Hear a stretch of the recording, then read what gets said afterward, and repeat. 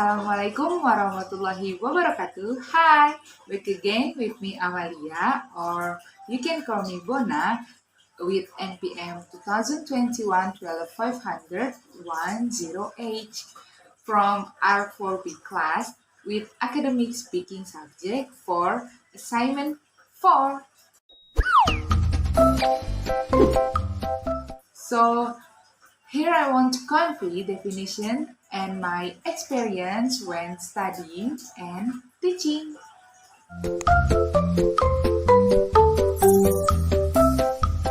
The definition of studying and teaching is learning points to what a person must do as a subject who receives lessons or student targets, whereas teaching points to what the teacher must do as a teacher. Saiful and Aswan, 1997.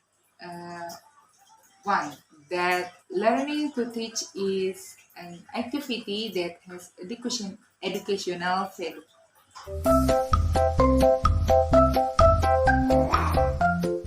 Well, here I will tell you about my experience in teaching. My experience in the first teaching activity was teaching the Quran, or what is also called learning to read the Al-Quran and understand its contents.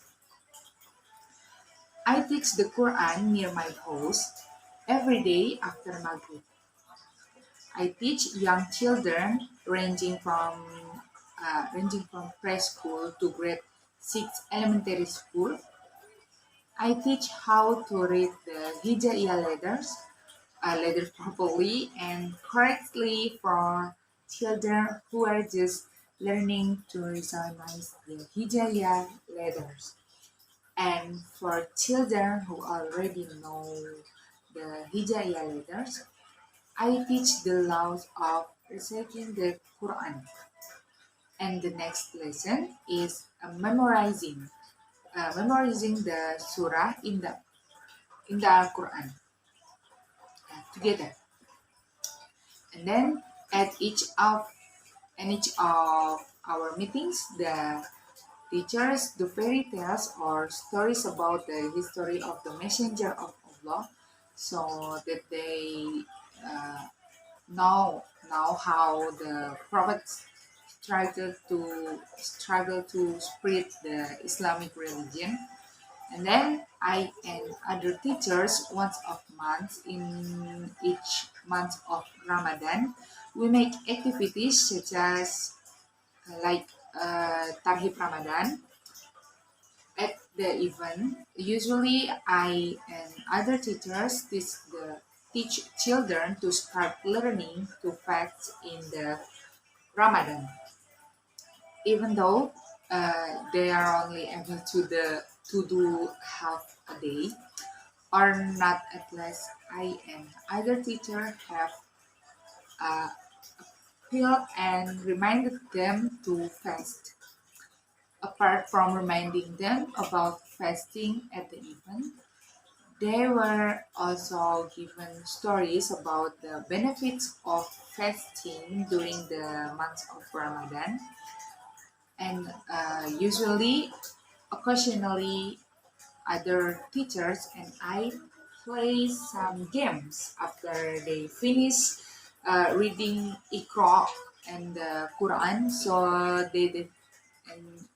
that they feel happy, enthusiastic about reciting the Quran with games like guessing the name of the prophet, the meaning of surah, and then connecting verse and playing forming groups so they remember the material that has been delivered by me, and they can also practice cooperation with other friends so they don't feel bored.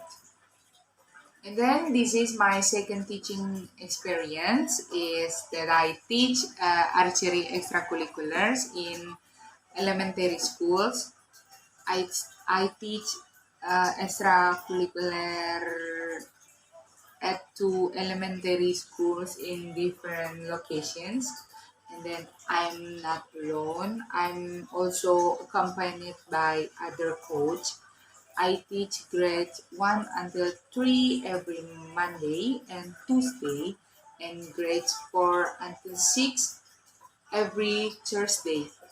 I teach them how to use archery tools that are good and right, because since we teach them sharp weapons, I also supervise them closely so that unwanted things don't happen. After that, I introduce them to various tools used when archery, such as like bow. Oh yeah, here I teach them traditional archery tools, uh, like archery that is used when riding a horse. Then in the bow, there is a bow strings, and then arrows. Arrows also have various colors, so many colors.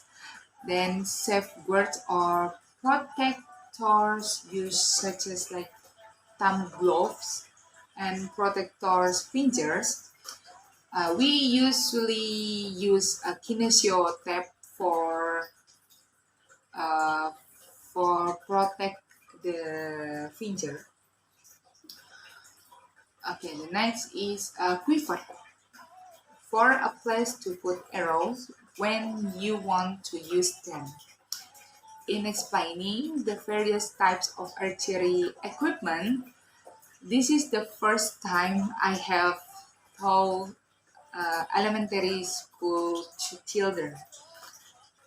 At first, I was still confused because I had to adjust to the environment of today's elementary schools, elementary school children, and I also had to be able to deal with the various kinds of questions they ask, as well as their various characteristics. Because they are still small children, their curiosity is very high, especially when they are introduced to archery.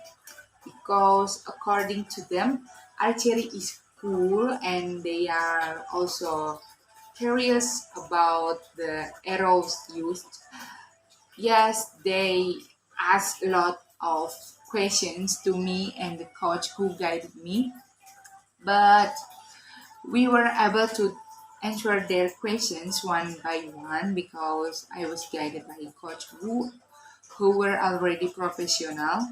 So after I introduced them one by one, next is a practice. At first, they were told to use a rubber or latex first before going to their archery tools so that they could hold the bow properly and correctly. And then I taught them how to hold it properly so that when they release the arrows on the bow, they can release it uh, straight towards the target. At first, they were not used to it, but over time they participate in this extracurricular activity until some of them start participating in competitions and become representative of their school. And even now, I still teach the Quran at TPA and teach archery as well. Alright, so that's my experience in teaching, and then that's all for me. Wassalamualaikum warahmatullahi wabarakatuh. See you in the next video. Thank you.